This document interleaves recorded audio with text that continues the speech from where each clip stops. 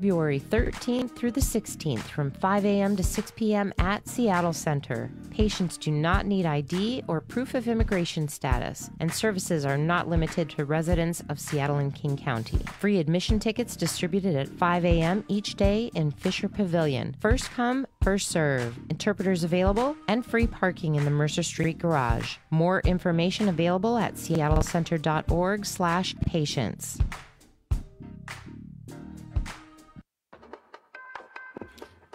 Demetria's Jazz Alley, a fixture of Seattle's live music scene. Upcoming performances include Regina Bell, David Sanborn, Victor Wooten, Kenny G, and coming in April, Peeble Bryson. Jazz Alley, where the small club atmosphere gets you close to the performers. Maybe even on stage. Look, here's what you need to do. Send a video of you singing Peeble Bryson's part to A Whole New World. You know the song, A Whole New World. But you have to sing it better than that. And you may have an opportunity to sing that song with Grammy Award winner Regina Bell. She may select you to perform the song with her on stage at Jazz Alley. If you send your video to RainierAvenueRadio.world@gmail.com of you singing the song. It's an opportunity for you to sing A Whole New World live with Regina Bell at Jazz Alley. Send your videos of you singing Peeble's part to RainierAvenueRadio.world@gmail.com. Deadline is February 17th. For more info on upcoming shows and to reserve seats, visit jazzalley.com. That's jazzalley.com. To RainierAvenueRadio.world. Check us out on social media. Facebook and Instagram, RainierAvenueRadio.world, and on Twitter at Rainier Ave Radio.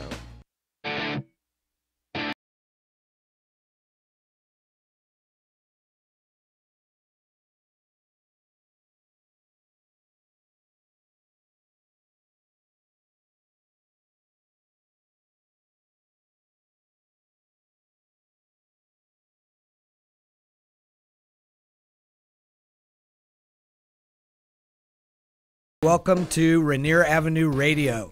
This is the You Can Make a Difference show, and I'm your host, Mac McGregor. And let me give a shout out. Happy Valentine's Day to everyone. I hope you get some chocolate and some love today.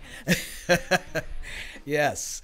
So we have a very fitting show today, speaking of Valentine's. We are talking to Erez Benare, and he is the founder and director of an organization called Spoonz, with a long O in there, Spoonz, and a Z at the end. And they host cuddling events. Yes, that's right, cuddling events. So if you have no one to cuddle with, he's going to help you out. Or a lot of us don't get enough cuddling in the world. So welcome to the show, Erez. Hey, Mac, how you doing? Good. Yeah, so tell us what in the world prompted you to found an organization like Spoonz? Well, I myself am an avid cuddler. I've been a big fan of cuddling for many, many years, and I've always looked for ways and get more touch, more intimacy, more closeness with people that are close to me. Of course, my partners, my friends, and I decided to create a place for this to happen.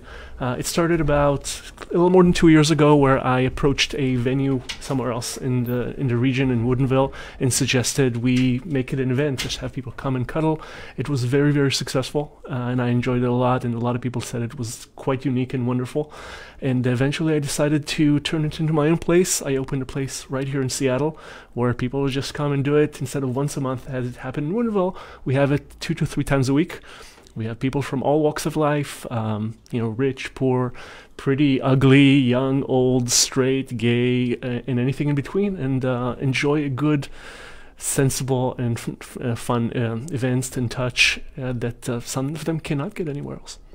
You know, it's very interesting. I'm from the Bible Belt in the South, and growing up in that environment, you grew up in a church community, and everybody hugged each other at church all the time. That was just a natural part of that community. You know, there was a lot of hugs going on.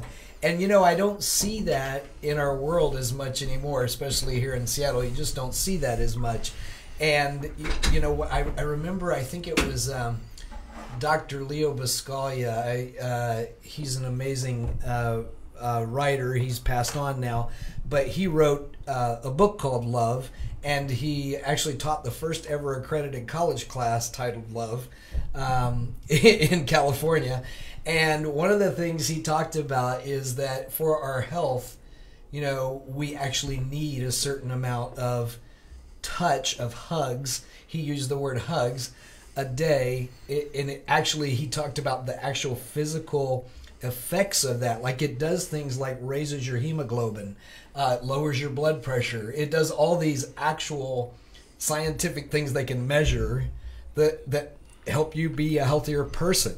I totally agree. I mean, when if you go to a hospital when babies are born, they tell every mother, you know, hug and touch your children from as early as you can. Have that touch extended and prolonged.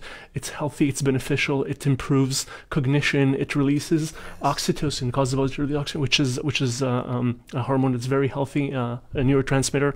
Makes us feel good. Makes us feel pleasant, happy. If you are sick or need anything, it promotes rejuvenation. It promotes healing of anything.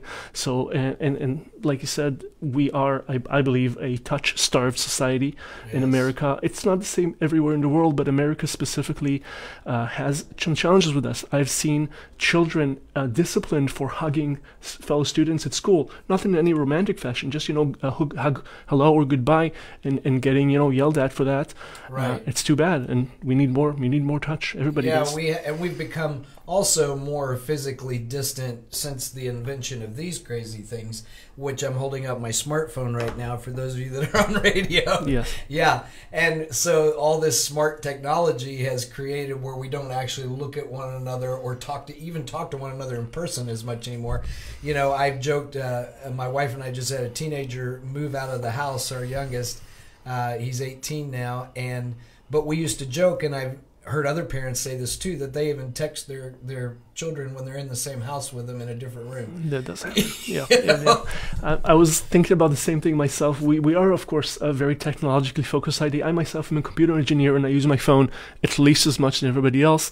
But then again, I also realized very recently that I spend on average 2 hours a day socializing, spending time with people as part of these events that I'm organizing. I'm in all of them, of course, the whole time. So, you know, on average of 2 hours a day, that's quite a bit. Yeah, and that's, I think the estimates are higher than that for most people, so that's low. So you have it under control, I would say, at 2 hours a day. I know that young people definitely spend more time on their phones than that. So, yeah, you tell us about the types of events you host with Spoonz. So the Spoonz is essentially about community. I'm trying to build a community there of people who like touch, who like to cuddle. And our events always focus and center around cuddling with sub-themes that cater to different subgroups or sub-audiences of our community. So for example, we have once a month we have game nights where people play board games, whether it's Monopoly or card games or Cards Against Humanity, whatever they want really. We've had a comedy night recently where we had a bunch of comedians performing, and it was extremely successful. We have planned other events in progress. For example, I'm going to do a D&D event pretty soon.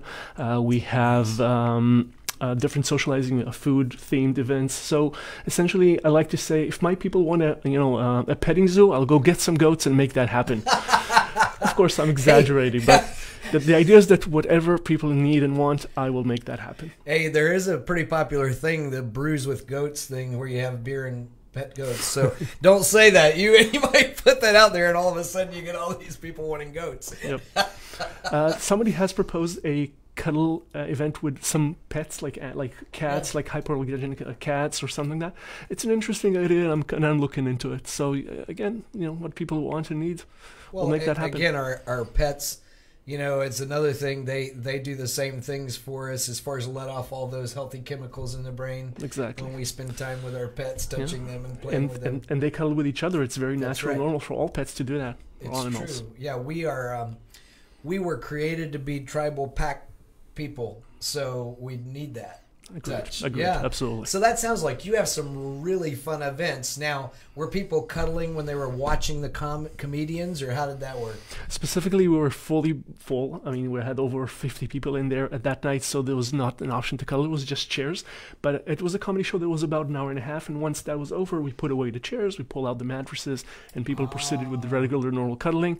That's essentially what we usually have. We have 4 to 5 mattresses out, sometimes a little less or a little more, depending on how many people are there, and they just cuddle. The strong focus is on group cuddling as opposed to couples cuddling.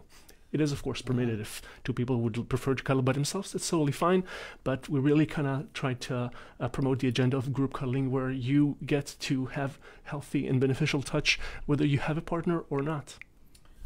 That's really awesome, because there are people, yes, it's Valentine's Day, and there are people out there that don't have a partner, a significant other, and everyone needs healthy touch. So didn't you mention to me you have an event coming up that is kind of around the theme? Yes. Tomorrow we have an event that is naturally themed around Valentine's Day, and as part of that, we'll be serving a large buffet of chocolates of different types and kinds. A large buffet of chocolate, people, yes, and that'll cuddling. be fun. Yes, exactly. Well, it could be better, really. Yeah, you can't get sweets. better than that, right? Absolutely. Yeah, that's awesome. That's an awesome idea, which could also get messy. I just had a picture in my head. I plan on it. Yeah. Yeah. So what gave you the original idea to do this? I mean, where did you I know you just liked cuddling, but I mean, what made you think I'm going to start a company? Well, the original idea started with the CSPC, of which I used to be a member, like many people in the city. The which, CSPC, for the listeners that don't know, is the Center for Sex Positive Culture. Exactly. And the CSPC, there used to be many types of events, and at one of them, just me and a group of random friends that were there at the time thought, we would, oftentimes we would be 2, 3, 4 people on like a couch or whatever. So at one time there was a mattress available. We ended up maybe 10 people kind of on it, on top of each other in a group, and it was a lot of fun. I finally felt, that really true connectedness of a community, of a group, and it started a thing where we would basically, at least once a week, we would all get together there and find a mattress or pull out 2 mattresses and group cuddle. Sometimes 20, sometimes 30 people together. And, that feeling is really unbelievable. And it stuck with me. And as again, with time, I after the CSPC unfortunately closed in 2016, I was looking to get more of that. I was so desperate for some group cuddles at the time that I actually organized a group cuddle at IKEA. At IKEA? At IKEA. They have the mattresses. Well, that was not, unfortunately, on the mattresses, but they do have a nice area near the cafeteria with a bunch of couches. So we just kind of, organized a group of several people there to cuddle, and it was, a lot of fun. Of course, all platonic and normal. Yes. I guess you could say a few people gave us a few dirty looks, but it was all legal and legitimate.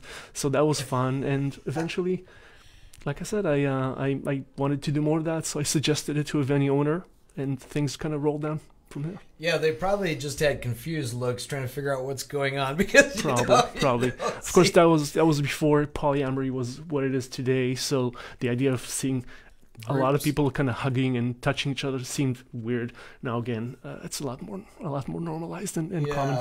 I think of it though polyamory has become a lot more popular, and it is very popular in this area, for sure.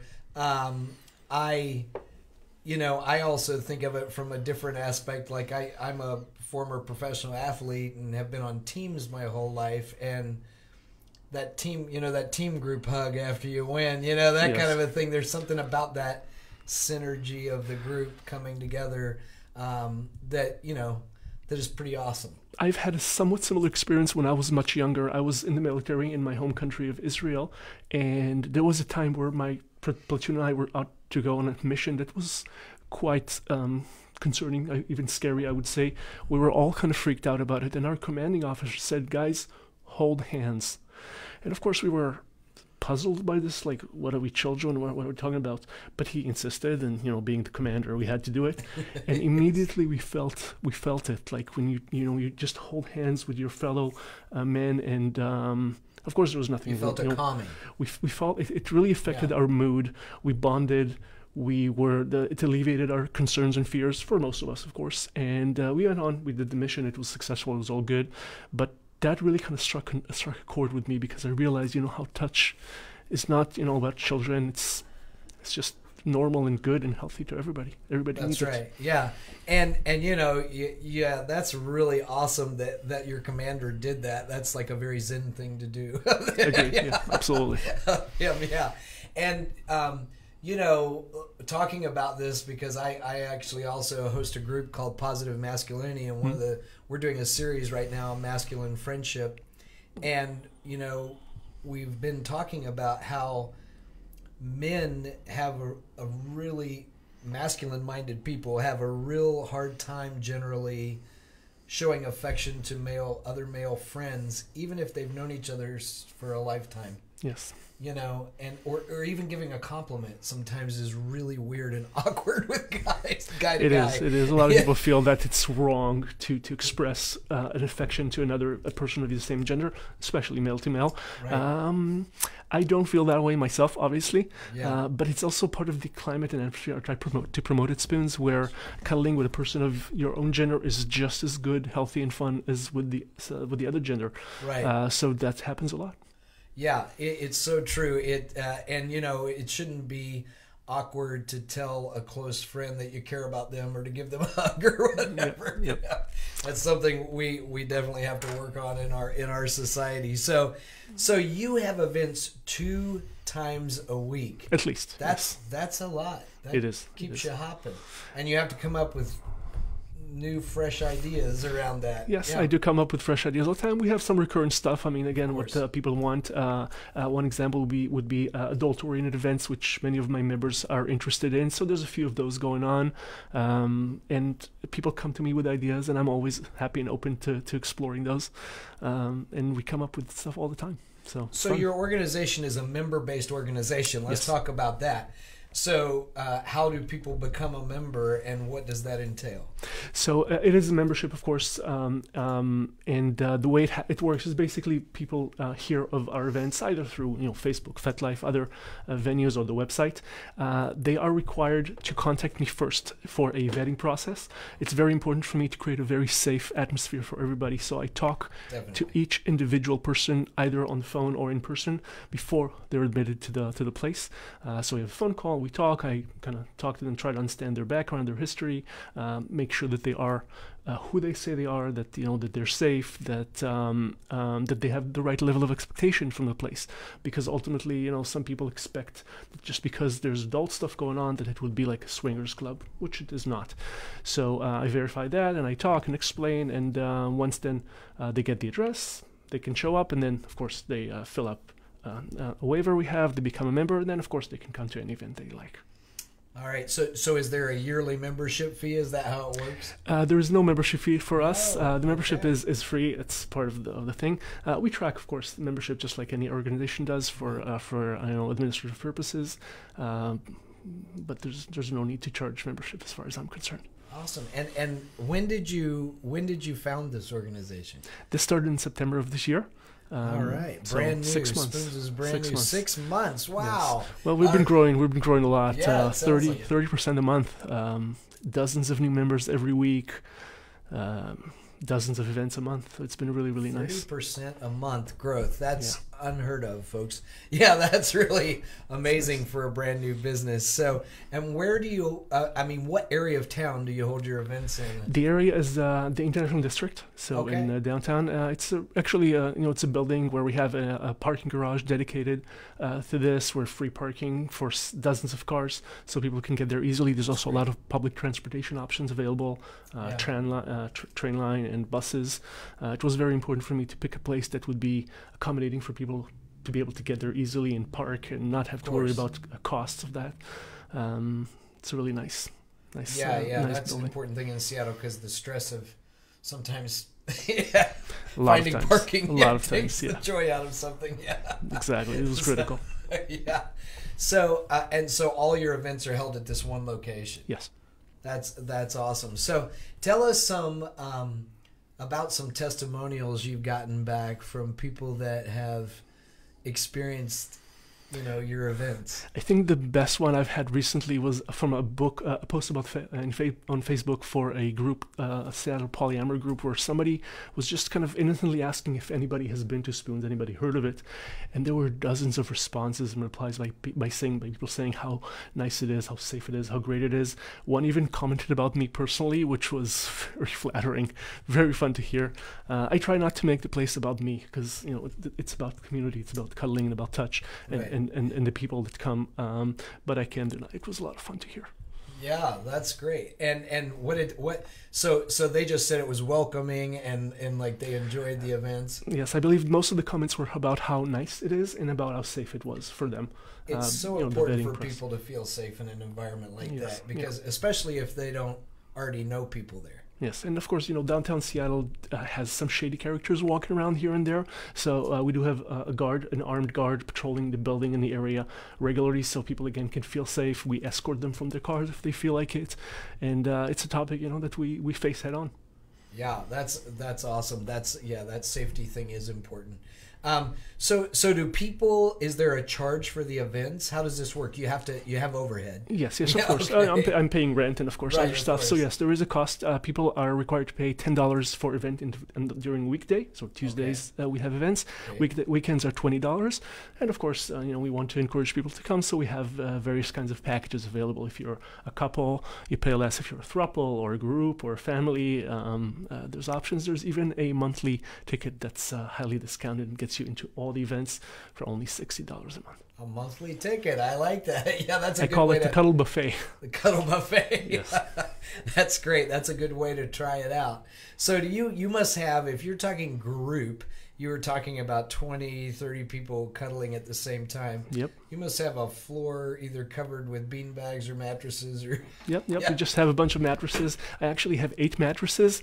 They're kind of stacked together so you don't use all of them all the time. And I move them in and out as needed based on how many people actually show up. Yeah. So sometimes it would be just, 10, 15 people, sometimes 40, 50.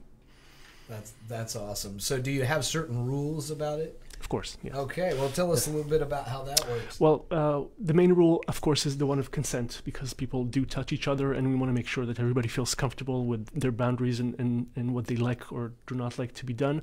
So we have a briefing that starts every event for half an hour at least, and we talk about what's okay, what's not okay, how to obtain consent, how to maintain it, how, for example, consent does not last forever. So if you've had consent at 9 p.m., a person may change their mind later. So we have to respect that. People can change their mind. People can feel differently about escalation of contact. So, for example, a person might be okay with a body-to-body cuddle, but touching a person on the face is more intimate, and some people may not like that. So everything has to be negotiated carefully to be sure that we're all on the same page. And other rules, of course, talk about stuff like discretion. So you cannot use your cell phone inside the space. Obviously, you cannot take pictures of anybody. I tell people, you cannot discuss specific, you cannot share information about people you've seen there. Or even if you run across a person somewhere else, you can't just walk up to them because they might be with their colleagues, with their kids. People may not want to be outed this way. Want to be outed as a cuddler. Isn't that sad? It's kind of sad that they don't want to be outed as a cuddler. Yes, indeed. But I understand, yeah. So it's all very sensible rules, and again, conduct is very important, and we want people to feel safe, to feel respected, to feel that their boundaries are respected, and always feel comfortable.